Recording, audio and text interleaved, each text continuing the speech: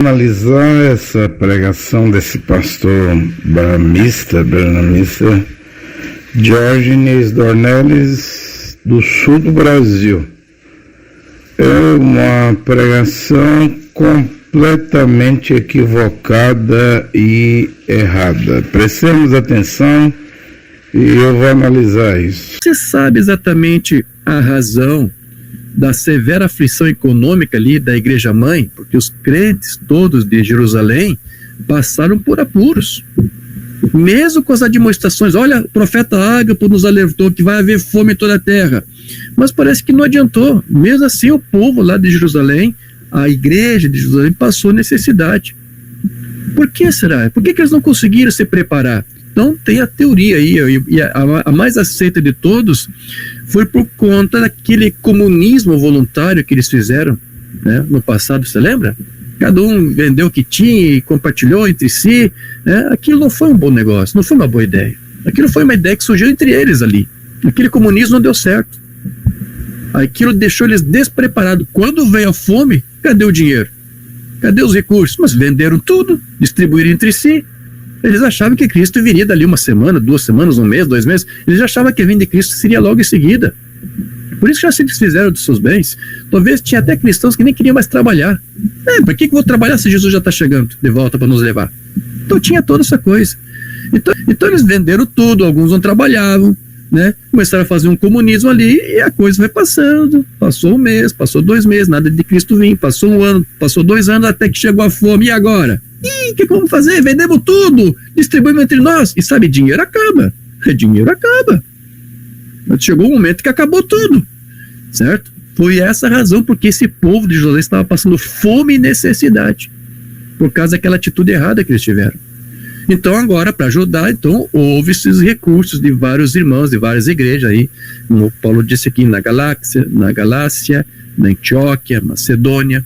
Todos eles ajudaram, e todos eles também estavam passando necessidade, mas ainda assim eles conseguiam, como aquela viúva pobre, tirar Bem, o profeta Ágabo aparece no capítulo 11 do livro de Atos, e esse fato, episódio aqui, quando os irmãos, movimento de Atos, é no capítulo 2. E Ágabo aparece no capítulo 11, está escrito: Ágabo começou a anunciar por meio do Espírito que estava vindo uma grande fome sobre toda a terra. E de fato a fome veio no reinado de Cláudio, né? Em Atos 18 fala desse reinado de Cláudio, que era César, imperador romano, que expulsou os irudinhos, os judeus de Roma. Mas de Atos 2 a Atos 11, 28, quanto tempo durou? No capítulo 2 de Atos, e podemos dizer que em Atos 2 era o começo, o início daquele lá, a comunidade lá dos irmãos e irmãs judeus que criam em Yahushua Mashiach. Então era o princípio da keynesiana, da congregação primitiva de Jerusalém, da comunidade de irmãos e irmãs de Jerusalém. Agora, até surgir Ágapo no capítulo 11 e no versículo 28 e profetizar a fome que estava vindo ao mundo, isso durou quanto tempo? É a primeira pergunta. Então, a história diz que o imperador César, chamado Cláudio, reinou entre os anos 41 ao ano 54. Essa fome, como ela veio no tempo do imperador romano chamado Cláudio, essa fome está entre o ano 41 e 54. Pode ler Atos 11, 28, Atos 21, 10, que diz que a fome veio no tempo do imperador Cláudio. Agora vamos lá. O Atos capítulo 2 é em que ano? Nós sabemos que o Mashiach foi batizado na idade de 30 anos no Rio Jordão, por Roanã Batista. E ele pregou 3 anos e meio, cumprindo a parte A das 70 semanas de Daniel. 3 anos e meio. Então lá no ano 33, eles estavam reunidos no cenáculo lá para o dia de Pentecoste. Mashiach ficou 40 dias na terra. Pentecoste é 50 dias depois da Páscoa. 10 dias naquele cenáculo, 50 dias Pentecoste. Ruach HaKodesh veio, batizou-se quase 120 lá no cenáculo. Não há dúvida que isso foi lá no ano 33. Agora, o que tem a ver essa decisão aqui que Ruach HaKodesh, o Espírito de Deus, esse movimento que ele fez acontecer em Atos capítulo 2, a partir do verso 42, vai falar aqui as características, os detalhes desse movimento, com uma fome que o profeta Ágabo vai profetizar e só vai vir lá no ano 41, entre o ano 41 e o ano 54. Eu quero dizer que primeiro veio o movimento de Atos 2. E quando esse movimento surge, eles nada sabiam dessa fome que viria sobre toda a terra. A fome veio no ano 41, o movimento dos primitivos iudim, judeus, daquele lá, daquele Nissian, começa ali no ano 33. Atos capítulo 2 fala desse movimento. Que Adonai, o Senhor, acrescentou quase 3.000 almas, né? Pode ver em Atos 2:41. E essas almas, nessa primeira Kehilá, comunidade, nessa primeira Kenessian, congregação de judeus e judins que criam em Yehoshua Mashiach, diz assim: mostraram-se assíduos ao ensinamento dos apóstolos. Eles tinham comunhão fraterna, eram irmãos e irmãs verdadeiros, de verdade. Estavam juntos na fração do pão, nas orações. Diz as escrituras que se apossou de todos um temor, havia temor, um respeito. E havia numerosos prodígios e sinais que se realizava através ou por meio dos apóstolos. Todos que tinham abraçado a fé reuniram-se e punham tudo em comum. Chamar isso de comunismo, de política. O comunismo nem existia nessa época. O comunismo de Karl Marx, né? Essa época aqui é a época do primeiro movimento de Ruach HaKodesh. É Atos 2. É um pecado chamar isso de obra política. Isso aqui era uma obra do Criador, mostrando o primeiro modelo, o primeiro exemplo. Você fala igreja? Eu não falo igreja, eu falo Kehilá. Kenessian, sobre esta pedra edificarei a minha Kehilá, a minha Kenessian, comunidade, congregação, porque Yehoshua Mashiach frequentava a sinagoga lá em Nazaré, mas ele foi expulso. E ele então estava a iniciar a sua primeira Kehilá, modelo, exemplo para as demais Kehilá. E aqui diz ainda em Atos 2, vendiam suas propriedades e bens, ou seja, eles não esperavam morrer para deixar o patrimônio, as propriedades, os bens virar herança. Mas eles vendiam em vida essas 3.000 almas. E diz assim: dividiam entre todos. Quem fazia essa repartição? Porque tudo que eles vendiam, eles depositavam lá aos pés dos 12 apóstolos. Falar que Kefas, Pedro, Jacob, Tiago e Roanã, João era comunista, igual Maduro. O comunismo é Maduro da Venezuela. Joseph Stalin, da antiga União Soviética. Gente, os apóstolos, os 12 apóstolos para as 12 tribos de Israel, não é um comunista, não tem nada a ver com comunismo. Dividir entre todos segundo as necessidades de cada um. É o que a Escritura diz. Estavam unânimes dia após dia. Mostravam-se assíduos no templo. Ou seja, até aqui o segundo templo, o templo de Herodes, o grande, ainda existia. Esse templo vai ser destruído no ano 70. Não só o templo, mas a cidade de Jerusalém, os muros de Jerusalém, não vai sobrar pedra sobre pedra, nem a licença. Enquanto aqui em Atos 2 havia o segundo templo, eles se reuniam, porque esse segundo templo era a casa de Deus. Até Yoshua Mashiach, expulso das sinagogas, as escrituras dizem que ele ensinava no templo, que não existe hoje, mas que vai voltar a existir como terceiro templo. E isso aí vai ser o sinal do arrebatamento, porque, segundo Tessalonicenses capítulo 2, diz a escritura que o anti-Mashiach vai se sentar no templo de Deus, que não existe hoje, mas vai retornar a existir.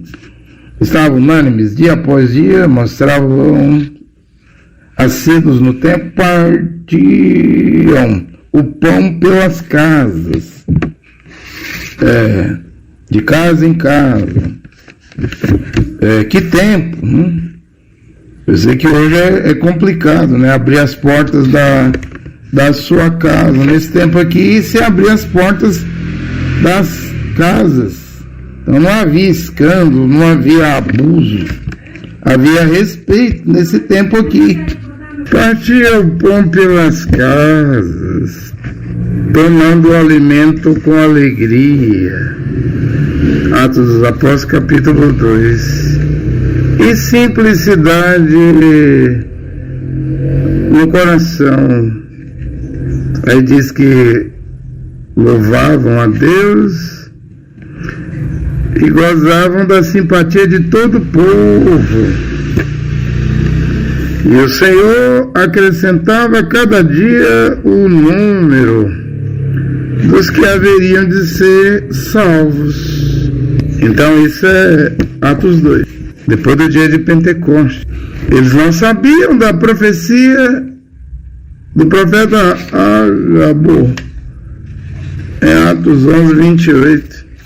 Querer associar a profecia de Agabo em Atos 11, 28 com o nascimento, ou com o início, o princípio da Kehilá, Kenessian, dos primitivos e Rodim judeus em Jerusalém, é um erro gravíssimo. E outro erro gravíssimo é chamar esse movimento de Ruach HaKodesh de comunismo.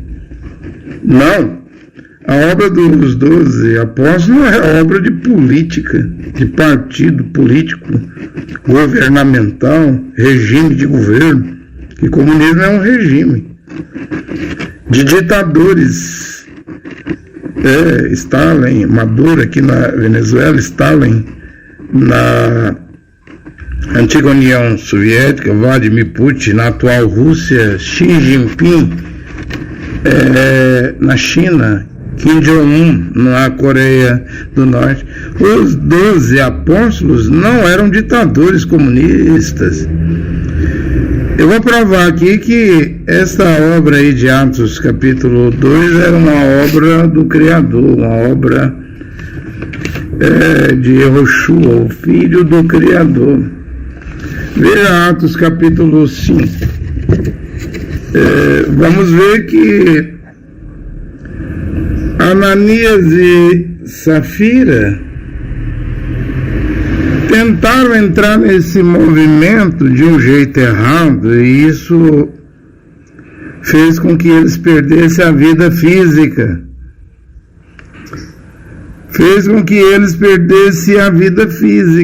Você sabe por que Ananias morreu, né?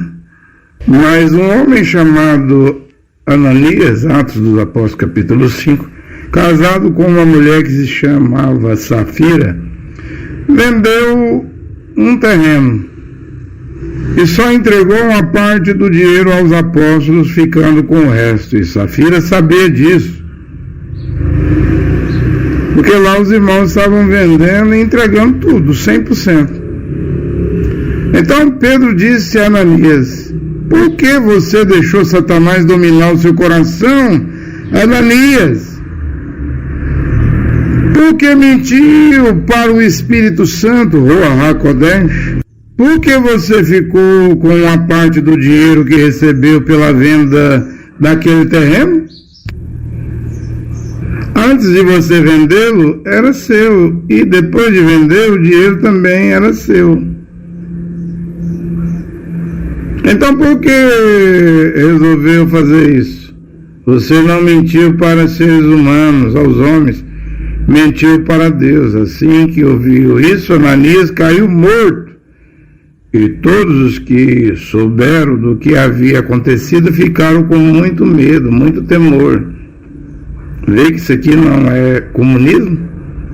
Como o pastor George Dornelles chama o movimento de Atos 2, e o movimento estava em Atos 3, Atos 4, Atos 5. Estava lá o movimento, lá nos primitivos em Jerusalém, chamaram de comunismo. O Ananias estava perdendo a vida física. Veja o que vai acontecer com a mulher dele logo após. Então vieram alguns moços, cobriram o corpo de Ananias, levaram para fora e o sepultaram. A mulher de Ananias chegou umas 3 horas depois, sem saber o que havia acontecido com o marido. Aí Kéfas, Pedro, perguntou a ela: me diga, foi por esse preço que você e seu marido venderam o terreno? Kéfas, Pedro estava a par das coisas.